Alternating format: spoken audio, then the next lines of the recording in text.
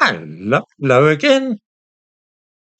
In June, after Israel had been bombing Iran for a while, the United States suddenly joined in the attack using their most sophisticated bombers to deliver ordnance which had never before been used in a genuine war.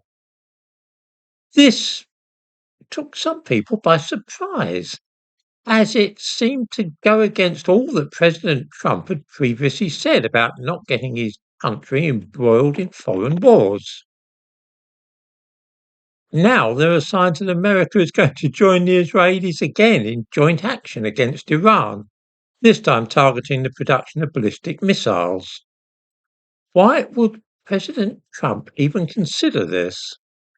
The answer is very simple, and it is called nuclear blackmail, although nobody likes to use this expression openly. Israel is determined to destroy Iran as a military power. And in particular, they will not allow the Iranians to possess nuclear weapons or biological or chemical weapons either.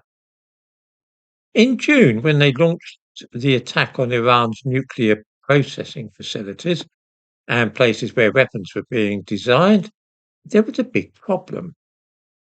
This was that Israel could not reach the deepest parts of the Iranian nuclear program, which were buried deep inside mountains. Only one country had the conventional weaponry to reach those places, and that was the United States.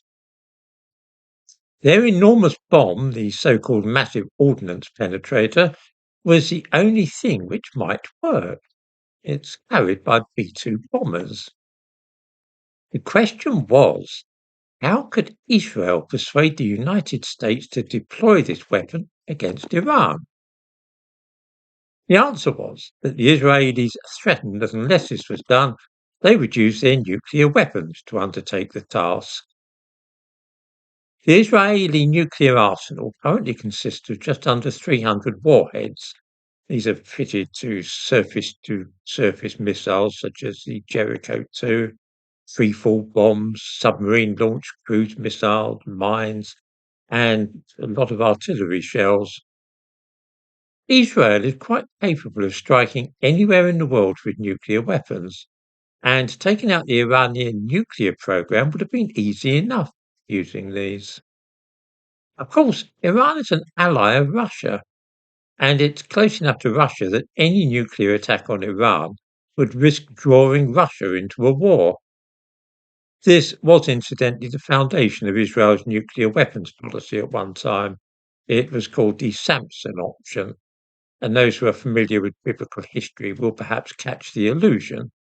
Samson pulled down the pillars of the Temple of Dagon in Gaza, thus killing himself, but destroying all his enemies at the same time. In the days when the Soviet Union was arming Egypt and Syria and encouraging them to fight Israel, the Israelis planned that as a last resort, if they seemed to be losing a war, then they would use nuclear weapons not only against Cairo and Damascus, but also Russian cities like Tashkent. This would almost certainly have triggered a worldwide nuclear war during the Cold War. In 1973, during the Yom Kippur War, it looked as though Israel might be losing, and so they prepared to use their nuclear weapons. This was done very openly and obviously, and put pressure on the Americans to step in and help them. The United States went to DEFCON 3, and things were very tense for a while. Whether Israel was bluffing or not, nobody knows, but personally, I think not. In June, after they had been bombing Iran for a while, Israel warned the Americans that if they were unable to destroy the nuclear facilities with their conventional weapons, then they would feel forced to use tactical nuclear missiles to finish off the job.